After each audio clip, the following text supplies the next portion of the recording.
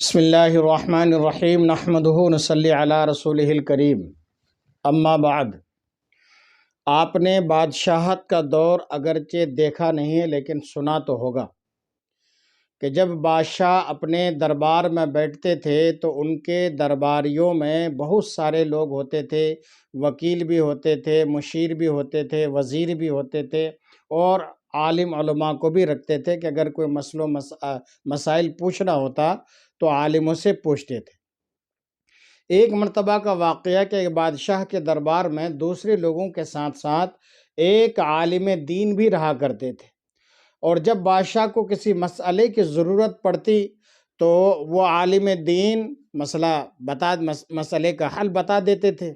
بادشاہ خوش ہو جاتے تھے، کچھ نہ کچھ نذرانہ دے دیتے تھے، اور ان کے گھر کا خرچ اس طریقے سے عالم دین کا چل جاتا تھا۔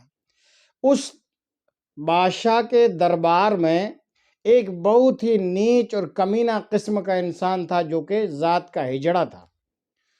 وہ یہ دیکھ دیکھ کر ہمیشہ جلتا تھا کہ یہ مولانا صاحب کبھی کبھی مسئلے کا جواب دیتے ہیں لیکن بادشاہ سلامت روز ان کو کچھ نہ کچھ نذرانہ دیتے ہیں اور ان کی ٹھاٹ اور باٹ سے زندگی گزر رہی ہے۔ ایک مرتبہ اس نے ایک پلاننگ بنائی اور ایک سازش تیار کی اور بادشاہ سلامت سے کہا کہ بادشاہ سلامت، یہ معمولی کوئی آدمی ہے، کوئی مولوی مولانا عالم دین تو ہے نہیں۔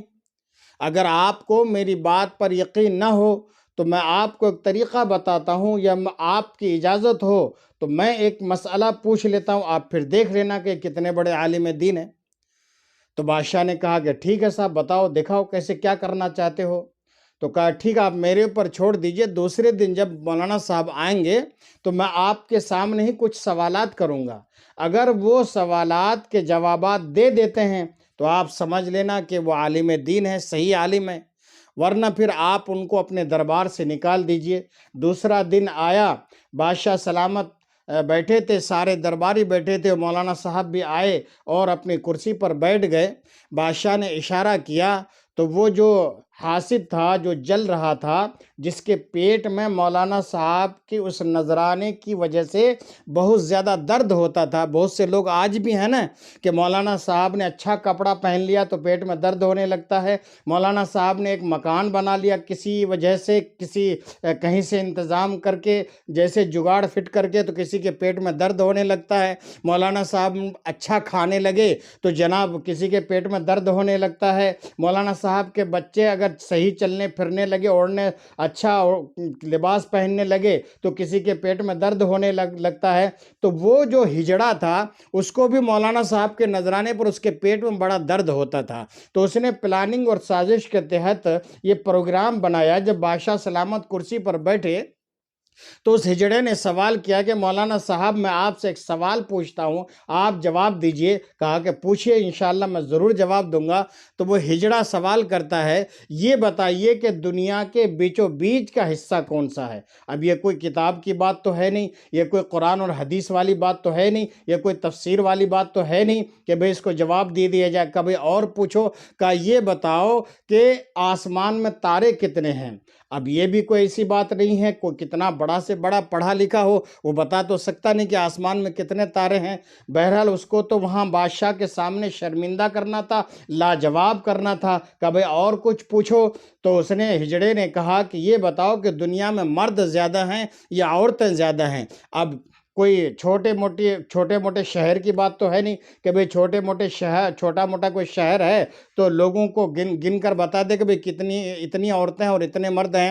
یہ پوری دنیا کا سوال ہوا۔ بہرحال مولانا صاحب نے کہا کہ ٹھیک ہے، آپ کے تینوں سوالات کے جوابات میں انشاءاللہ تعالی کل دوں گا۔ جاتے وقت بادشاہ سلامت نے کہا کہ مولانا صاحب غور کر لیجئے گا، کیونکہ پہلے کے بادشاہ جو کرتے تھے، جو بولتے تھے، وہ کرتے ضرور تھے، کہ کل اگر آپ نے ان تینوں سوالوں کے جوابات نہیں دیے تو آپ کو پھر پھانسی کا پھندہ چوبنا پڑے گا۔ مولانا صاحب گھر گئے، اب فکر و تردد پریشانی میں بہت زیادہ ڈوبے ہوئے تھے، تو ان کا ایک دھوبی آیا جو کپڑے دھوتا تھا، کہا کہ حضرت آج کیا بات ہے، آپ بہت پریشان دکھ رہے ہیں، کچھ زیادہ ہی آپ کے اوپر ٹینشن کچھ سوار ہے، کیا بات ہے، ایسی کیا پریشانی والی بات آ گئی ہے؟ کہا آپ اپنا کام کرو، میں کچھ پریشانی میں مبتلا ہوں۔ کہا بتائیے تو صحیح، آپ کو ٹینشن میں اور فکروں میں دیکھتے ہوئے مجھے اچھا نہیں لگتا ہے۔ تو مولانا صاحب نے کہا کہ کل دربار میں ایسا ایسا ہوا ہے، اب یہ کوئی کتاب کی بات تو ہے نہیں، قرآن و حدیث والی بات تو ہے نہیں کہ میں جس کو قرآن حدیث میں یا تفسیر میں یا کسی کتاب میں دیکھ کر بتا دوں۔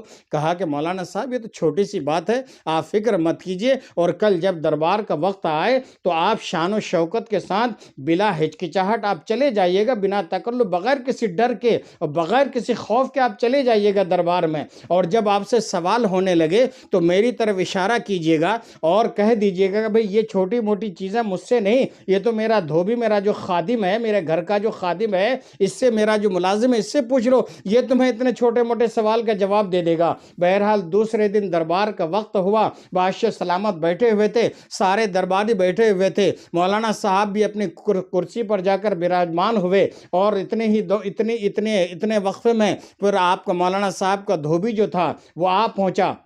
تو وہ دھوبی جو تھا وہ کسی سواری پر یا پیدل چل کر نہیں آیا، بلکہ ایک گدھے کے اوپر سوار ہو کر آیا۔ لوگوں نے، درباری نے روکا، کہا کہ بھئی یہ کیا بات، یہ بادشاہ کا دربار ہے، یہاں آپ ایسے جا رہے ہو؟ کہا کہ بھئی دیکھو، آج ایک گدھے نے سوال کیا ہے تو میں گدھے کے سوال کا جواب دینے کے لیے گدھے ہی پر مجھے سوار ہو کر جانے دو۔ بہرحال وہاں جانے کے لیے دے دیا گیا، پرمیشن مل گیا، اجازت مل گئی۔ اب وہ دھوبی گدھے پر بیٹھ کر ہاتھ میں ایک کوڑا لیے ہوئے وہاں بادشاہ سلامت کے دربار میں پہنچا۔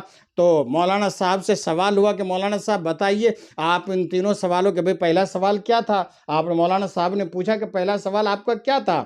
یہ ہمارے دھوبی، یہ ہمارے جو ملازم ہیں، یہ خادم ہیں، نوکر ہیں، یہ تمہیں بتا دیں گے، پہلا سوال کرو۔ تو اس نے کہا کہ بھئی پہلا سوال میرا یہ تھا کہ جناب یہ دنیا کا بیچو بیچ کا حصہ کون سا ہے؟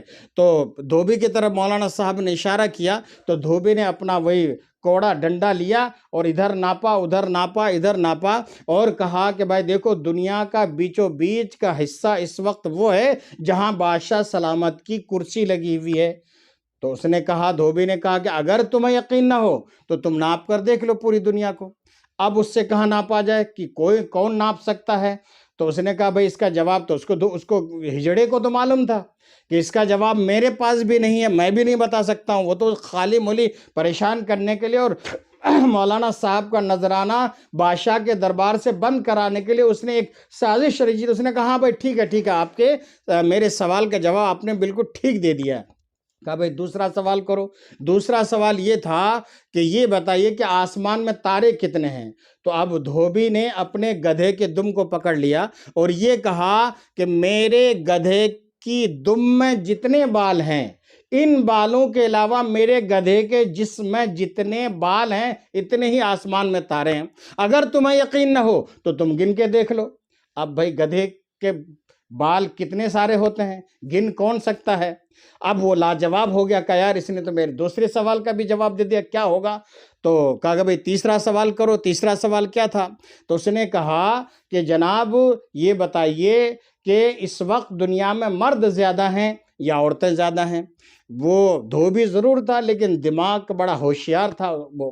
اس نے کہا کہ ٹھیک ہے جناب۔ اس نے 1 2 3 4 5 1 2 3 4 5 1 2 3 4 5 10 تک گنتے شروع کی۔ اس کے بعد اس کو غصہ آیا اور اٹھایا ڈنڈا اور اس کو کیا نام جو سازشی تھا، جو حاسد تھا، جو ہجڑا تھا، اس کو مارنا شروع کیا۔ اب رولے چلانے لگا، بادشاہ سے کہنے لگا بادشاہ سلامت مجھے بچائیے، بادشاہ سلامت مجھے بچائیے، بادشاہ سلامت مجھے بچائیے۔ بادشاہ نے پوچھا بھائی دھوبی صاحب کیا بات ہے، آپ اس کو مار کیوں رہو؟